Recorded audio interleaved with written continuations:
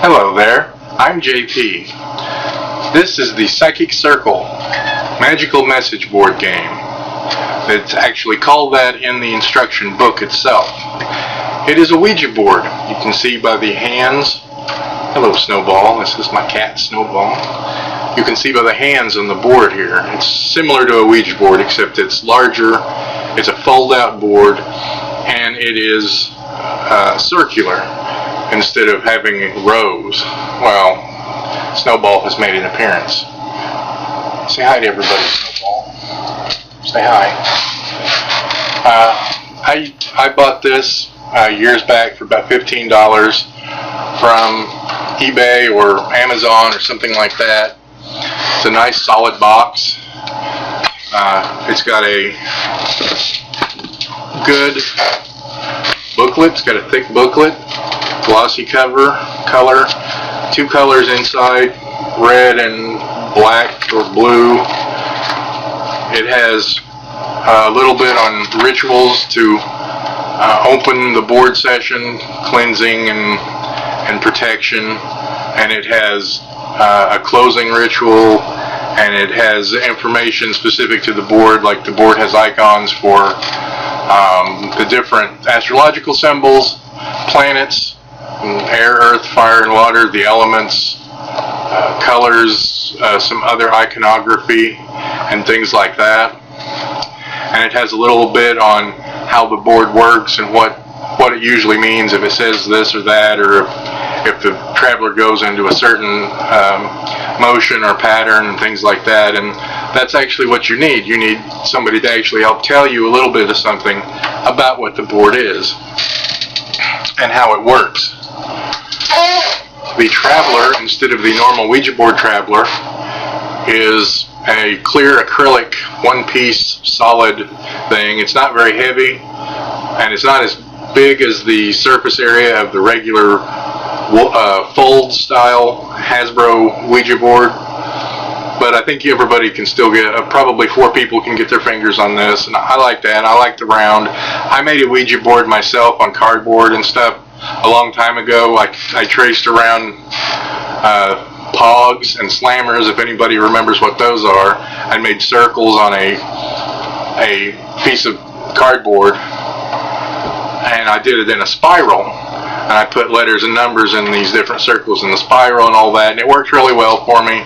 And so I bought this because I liked it. It's very similar to what I had, but I actually never got to use this. I bought it probably 15 or 20 years ago, or probably 15 years ago, and I actually never got to use it. I enjoyed doing the Ouija board. I have 250 personal, hands-on, literally, hours of experience using a Ouija board, which I know is pathetic and sad, but I was like 19, and that's what you do. I could have been doing a lot of other things, and I'm sure if you counted up how much time people play video games nowadays, 250 hours is nothing, because it was a few hours every weekend for the span of a few years. That's really, you can do anything for that. We used the Ouija board. It was entertaining. We didn't have cable, so that's what we did, and it was cheap. Ouija board was like $15 or $20 at Toys R Us, so it worked. This is the board for this one. It folds out. It's like a Trivial Pursuit board. It's good and thick and solid. It's much larger than a regular Ouija board. Regular Ouija boards are, I think, 11, maybe 17 inches wide. This is 18 inches wide, but regular Ouija boards are 12 inches tall, maybe. So they're rectangles because they're in a row format. The letters are in a row, and then the numbers are in a row. One person is upside down. Basically, one person sits on one side of the board. The larger area you set to make sure that you have the largest area. One person sits on this side, the other person sits on this side, so the letters are going to be upside down to one person and right side up to the other. And this takes that out of the equation because it's round. Now, there are numbers and letters. The numbers are in here. You may not be able to see them as well. The letters are on the outside. There's also air, earth, fire, and water at the corners. There's the cardinal directions, north, east, west, and south. Then there's words, you, hello, go, other, yes, look, far, new, and things like that. There's all the astrological symbols. There's an angel and Cupid and art and just different iconography and colors. It's just a colorful board. It's very cheery. It's kind of new agey, but it's not intimidating or ominous like the associations most people have with Ouija boards, which are the brown and black affairs that are scary basically to a lot of people, and they have a stigma.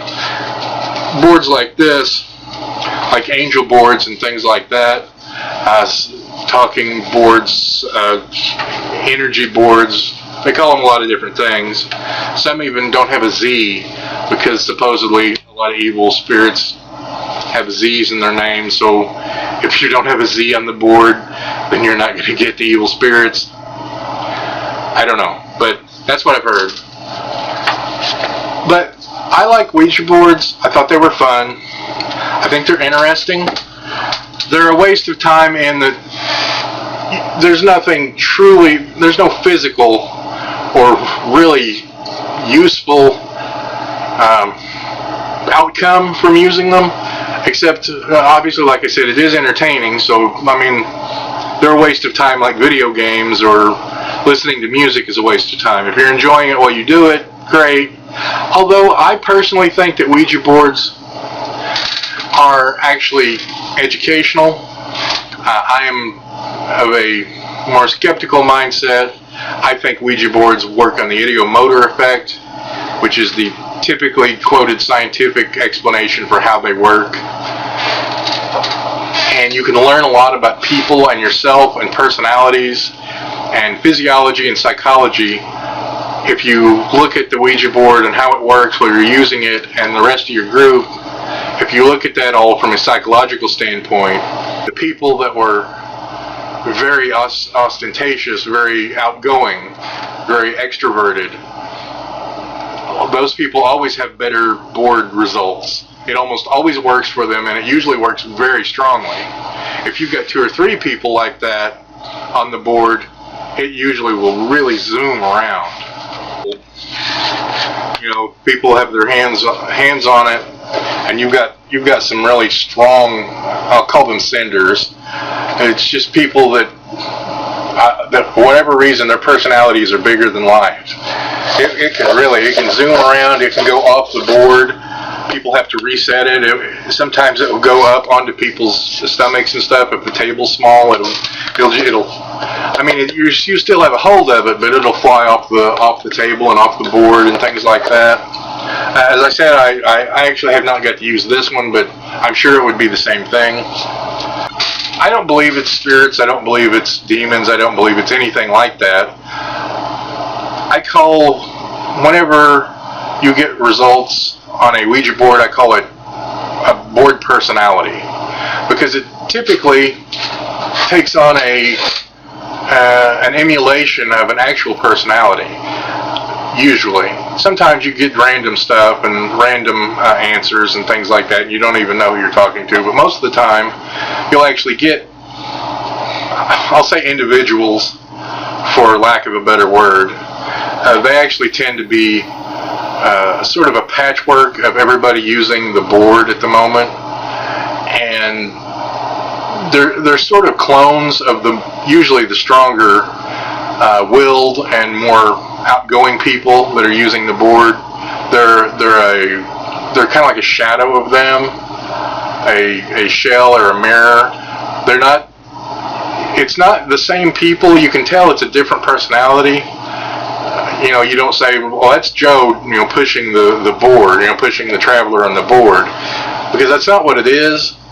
But it is mostly his unconscious neural energy that does push it. And I'm not saying people do it themselves on purpose. I don't say people are actively pushing it. I mean, you will have that, of course, for some people, but our group didn't do that. Everybody was legitimately interested in how it worked, and we got results without anybody pushing it deliberately. We still pushed it, but unconsciously. That's just how the ideomotor effect works. It moves toward things that will excite you. It moves toward things, toward answers. It will spell out answers in words, even with a group of multiple people. People have an internal drive to cooperate, even unconsciously. And so if you ask a question like, are we speaking to somebody that's dead or something, it'll go to yes. Or if you try to get a name, it will spell out names. It will give sentences. It will say, when it died and all this sort of thing. And it's interesting. It's really interesting. And you can see different results and different styles of personality. And like I said, senses of humor. Sometimes it depended on the dynamics of who was involved. If it was 3 people, it was different than if it was 2 people, and it depended on which 2 people it was. Other pairs of people it wouldn't work for. I almost never got it to work for me unless there was somebody else that had a really strong, forceful personality that I was using it with.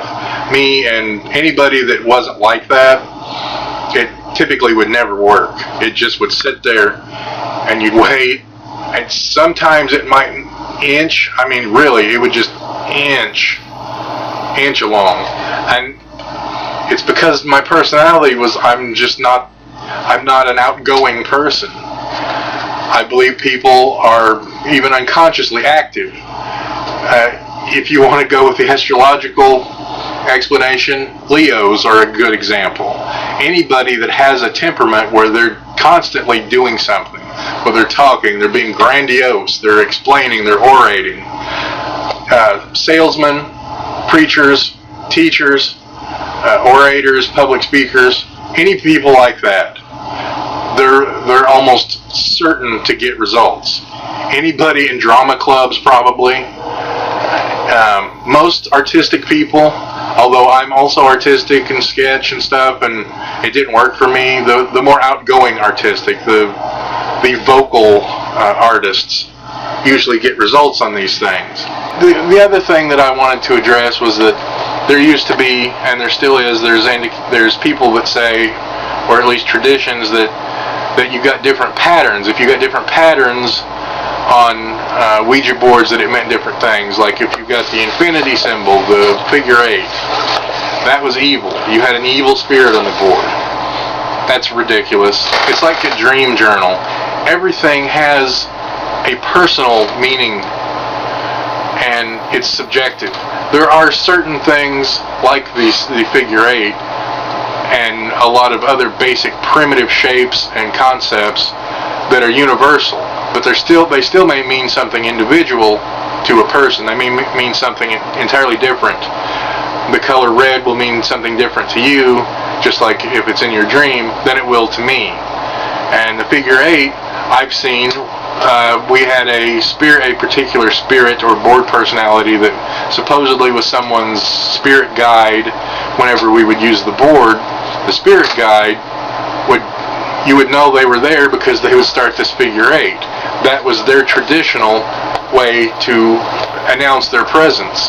And whenever we would ask a question, it was interesting because it got to the point where we understood the body language of the board personalities, because you would ask this personality a question and it would go into this mode. We called it the thinking mode. You could just see a little spinning icon like the hourglass on the old Windows. You could see it was thinking, it was working on something. And that was the case for a lot of things. Some of them, some personalities, whenever you ask a question or whenever they showed up, they would zip around and they would move all over the board. Some of them would sniff the people at the table. Say you're looking top down at the board. Some personalities would sniff. They would go to the edge and they would do like this, and they would go to the different people. Sometimes they would go right under their stomachs on a small board, on a small table. They would go right under their stomachs and start going like that with like 3 or 4 people on the board with their hands on the traveler. They would actually move onto the person entirely off the board and start going onto their stomach. It was the craziest thing. And those kind of things are those are fascinating, I think. There were scary times on the board back when we started. I didn't have a sense of any spirituality for myself. I didn't really know. I was kind of a Christian, but sort of unofficial, sort of a deist. I sort of believed in karma and positive thinking and animals coming up to you and things like that, but not really. I was really always on the fence about spirits. I'm not saying they can't exist, but I still haven't seen or heard or read anything for me that convinces me there are spirits, that there are discarnate entities, that you can be trapped when you die. I don't believe any of that. So the Ouija board it's as mystical as a ham sandwich, but that's okay, you know. Ham sandwiches are still good. I prefer cheeseburgers, but that's beside the point. I think they're fun. I think they can be dangerous, but not because of possession, but because of obsession by the people using them, that will take for gospel what results they get on the boards, and they'll scare themselves. And I believe you can traumatize yourself and other people that are using the board if everybody does not have at least a reasonable facsimile of critical thinking and rationality.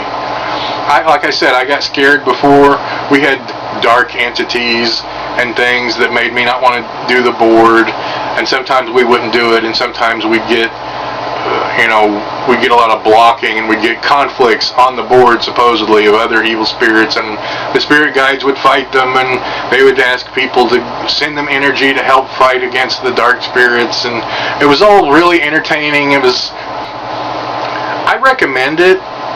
Honestly, I recommend it for people that will understand you need to have a sense of humor. You need to have a slightly detached view of it. You still use it, still play around with it and ask questions and try to find out interesting things and look stuff up, because it told us about certain books. It was like, oh, and this book tells this and that, and so I would go on the internet and I would look things up to see if I could find out what it was talking about, if there was any math. But anyway, I just wanted to say, I know there's people that won't let Ouija boards in their houses, and they don't want their kids to have them, and they don't, there's the stories about Ouija boards that keep showing up once people have thrown them out, and so they're like, oh, well, I need to burn it and get rid of it, and other people say, no, you can't burn it, that'll, I don't know what, release the evil spirits because it's a portal to hell, or whatever. I don't believe any of that, but I do believe people can be traumatized, or I'm not a psychologist, so I don't know if that's possible to truly be traumatized just by a Ouija board, but people do crazy things. They'll jump fences to bury rocks in graveyards, and because the Ouija board told them to. They'll go outside at 3 o'clock in the morning because it says the moon's going to show them 97 aliens, and just, you can't imagine the weird stuff. You have to really be ready to interpret the strangest things, and you have to understand and have critical thinking, and you have to really think about things that happen.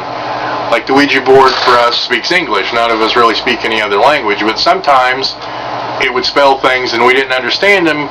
Sometimes they actually appeared to be like French or Latin, but we were all very brain nerd smart, people studying Hermetic magic and shamanism, and we all know enough trivia about different languages and occult stuff that it's not a surprise. Just because you can't explain the way something happens that appears to be a ghost doesn't mean it's a ghost. It also doesn't mean it's a psychic power either, because we still are misidentifying a lot of things. I don't know everything. Scientists don't know everything. But I don't think it's very likely that there's a whole unseen world in the way that occultists and supernatural and New Age people put it.